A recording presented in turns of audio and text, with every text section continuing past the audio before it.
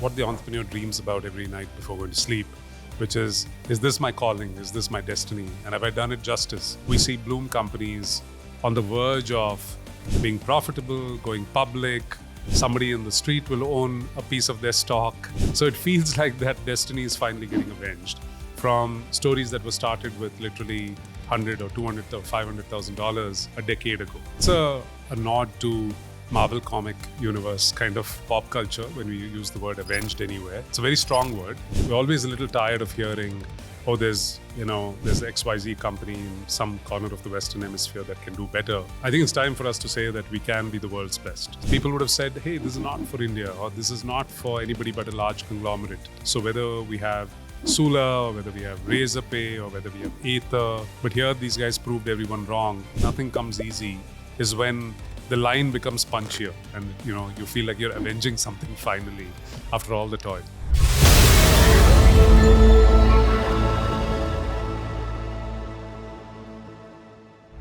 So Karthik, every season starts with a gut level hunch. What was bubbling inside you that crystallized into the phrase destiny avenged? So as you know, this is Blume tradition every year. We have a t-shirt at Blume Day.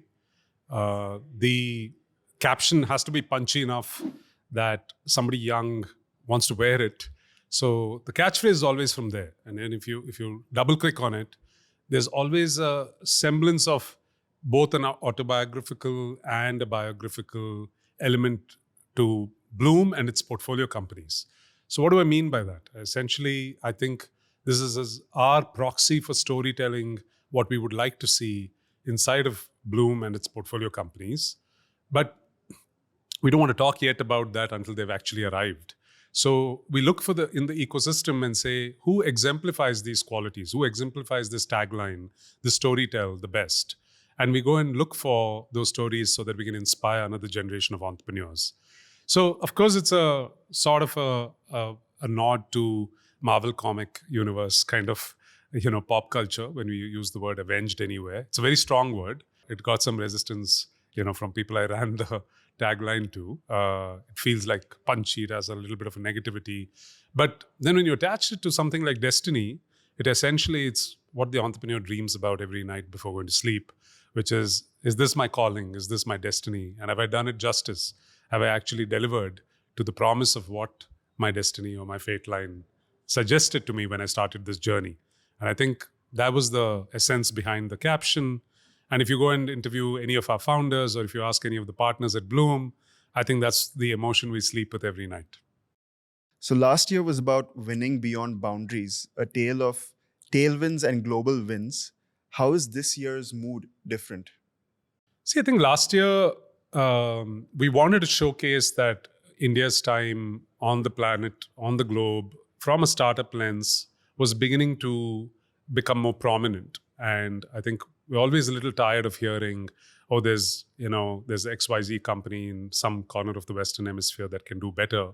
I think it's time for us to say that we can be the world's best. So, as you know, we highlighted a couple of phenomenal global sports stories from India, and then a lot of business stories around how some of the best in class in the world have been built from India, whether it was the Tatas or Indigo, or even startups that were actually building cross-border like Freshworks. This year, I think the importance was shifting a little bit more towards the idea of, totally, unthinkable stories in the Indian context, like almost one of a kind in terms of the categories that they were building into, where people probably wrote them off even before they started. And they said, this guy's crazy. There's no way a company like this can be built. And then we don't know all of the stories. So I want the founders to talk about their journeys, and it becomes very important to highlight what was the starting point. Did it feel like they were chasing their destiny? Did they feel like they were building something which was, first of its kind, the leader in its generation of such companies in this country? And I wanted to double click on that. So whether we have Sula, or whether we have Razorpay, or whether we have Ather, these are the early shoots of that we've planned in this season. You can see that they exemplify these elements. People would have said, hey, this is not for India, or this is not for anybody but a large conglomerate. But here, these guys proved everyone wrong and actually built out some of the most category defining businesses in the country. So, building up on this, rejection, near failure, and doubt, can you give us one moment from the last 12 months that proved that this was the storyline that founders needed to hear? Yeah, so the we're always reminded of this. Like, so if you ask any VC on their own personal journeys, it's much tougher to dramatize that because it is a smaller. It's always an aggregation of many stories. So I can't ever feel what the founder is feeling in their business. But when you look at the Blume portfolio itself, there are many stories that continue to remind you of that. And so usually when we go around the table and ask for themes for the next year's Blume Day, it has to be something that resonates from a year of build-up or 2 years of bubbling up, possibly.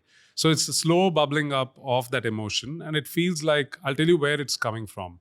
I think it's coming from the fact that finally we see Blume companies on the verge of being profitable, going public. Somebody in the street will own a piece of their stock. So it feels like that destiny is finally getting avenged from stories that were started with literally $100 or $200 or $500,000 a decade ago. So it definitely comes from the first two cohorts of what Blume built in Fund 1 and Fund 2, how arduous those paths were, how long it took. Each one of them has decade-long stories. And I think when you go through that entire decade, nothing comes easy, is when the line becomes punchier and you feel like you're avenging something finally after all the toil. And you met hundreds of founders over the years. What separates the ones who claw back from the brink and from those who quietly fade? In our own portfolio, we have seen examples like Idify, Nico, Pixel, etc. So firstly, I think to qualify for that commemoration, I think you have to put in at least a decade. So if you haven't put a decade, I wouldn't say you've toiled long enough to survive and see the end of the tail. So companies that haven't, I'm not saying you haven't achieved enough, but I think the true test is when you surpass those sort of big milestones in terms of age and scale, etc. Also, underlying that is, founder journeys and whether you've built together, you've stayed together. And when you ask me what keeps the best companies going, I usually think it is a mix of, very difficult for a single founder to pull it off all by themselves. Usually the single founders, pick up a fantastic team or a set of co-investors and believers who give them that, that resilience over a 10-year period. Otherwise, usually you'll find a 2 or 3 co-founder member team that actually has pulled each one of themselves out of those ruts in that entire journey. And even one level meta above that, I think what we sense is that, the best founders are super, super sort of driven by what originally motivated them in terms of the problem solve, right? So fundamentally, did they think this can be game changing? Can this solve for something that can catapult their customer base or the country or a particular target group into a different orbit? Not that there won't be 10 copycats behind them, but they should feel that every day. I think, in the darkest, deepest doubts, when you have those darkest moments, what actually pulls you back is the mission that you originally started with. And I think mission is underrated. It's what keeps the best founders going. And how did you choose the mix of guests this year to ensure listeners hear new kinds of scars across sectors, stages, and backgrounds? The entrepreneurial journeys are, there are common themes, right? So while we give it a new tagline every year, there will be commonalities. Like, a lot of our season 1, 2, 3 guests could have very well fitted into this theme, right? And vice versa. So it's not a hard line. The theme inspires, going and looking for such guests and seeing whether it sort of gels and fits with the phrase that you came up with. But fundamentally, I think the early picks that I'm sensing is founders who are either building in a category that nobody believed you can actually build a credible business, or they were sort of written off or not believed on just because of their age or where they were in the market back then, or where India was at that point, or probably that India has no chance on the global stage. And so it is a mix of those. So we're kind of halfway through in our selection of guests, and this seems to be the common theme. I won't be surprised if the second half actually has a similar mix of guests. Awesome. Where do you hope the ecosystem will be when we record episode 0 5 years from now, if founders truly internalize these stories? So I've maintained that like India is a novel startup market. Yes, of course, we get inspired and copy from whether the US, whether it's China in different phases. There's a lot of stories of inspiration, but it's a very different market. And therefore, I've maintained that there is a certain sanctity of building in India which can't be simply borrowed from the West. So yes, we should celebrate the risk of failure, enterprise, startups, innovation, but also not recklessly. And I think what we're trying to do with each of these seasons is, if you see, almost by default, most of these founders have built for a decade or more, right?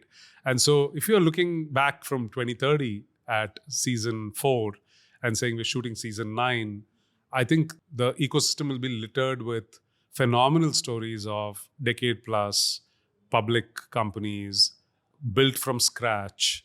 And I think it'll be a true testament to what we built as a startup ecosystem over 20, 25 years at that point, that we are able to build businesses from scratch with folks who did not come from a business background or families, rode against the odds, and built well, right? It's not about celebrating, oh, we had 10,000 or 100,000 startups and they blew up. Yeah, we get that. You need the top of the funnel, but we need more role models at the bottom of the funnel and who actually stand the test of time. And it doesn't matter, as one of our guests said, it doesn't matter whether they're around or not. They build something that outlives them and outlives. And we've said that in the past where, the founders should outlive the investors and the company should outlive the founders.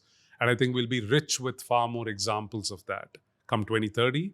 And by 2040, you will have 40, 50 such companies and you will be writing startup history in India, and it would have been scripted over 30 years at that point. But 2030, I feel we should have a lot more of these folks we're interviewing today looking like the best role models Indians startup ecosystem could have generated over the last 20 years.